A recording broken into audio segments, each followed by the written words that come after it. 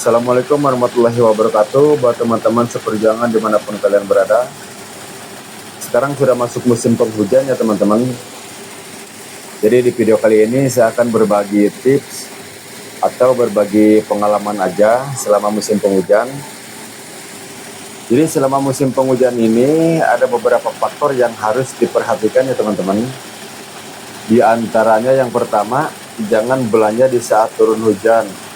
Jadi misalkan kalau kita ambil barang terus di tengah perjalanan kena hujan, terus kebetulan ditimbangnya di gudang kita, otomatis si barang itu jadi tambah berat gitu ya. Itu yang pertama. Terus yang kedua, kita harus punya prediksi persentase susut. Jadi misalkan dari jenis barang atau misalkan dari dilihat dari karunnya basah atau enggaknya gitu ya.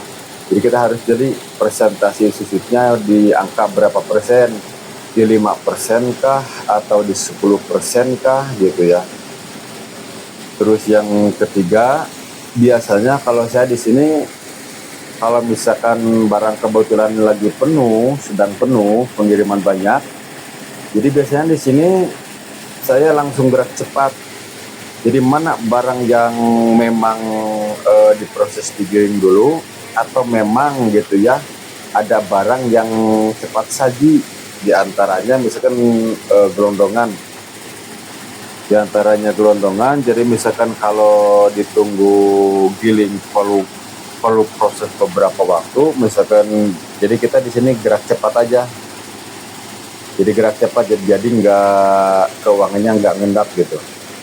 Terus yang keempat, seandainya di masuk musim penghujan ini kita ada uang lebih buat beli sentris, alangkah baiknya kita beli sentris gitu. Jadi nggak perlu dijemur, nggak perlu nunggu kering, walaupun memang tingkat kekeringan sentris itu di angka di bawah 100% misalkan gitu ya. Jadi paling tidak pas begitu keluar dari mesin, paling tidak tingkat kekeringannya nggak terlalu basah maksudnya gitu ya.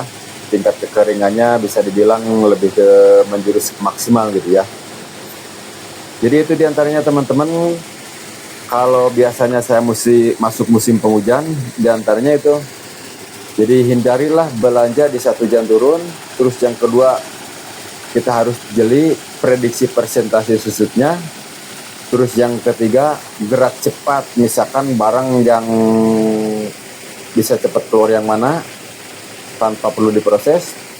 Terus yang keempat, kalau misalkan ada uang lebih baik kita beli sentris. Oke, segitu aja buat video kali ini. Misalkan kalau teman-teman ada pengalaman, terus ada tips yang lain, bisa berbagi ilmu, silakan isi di kolom komentar ya. Oke, bye-bye.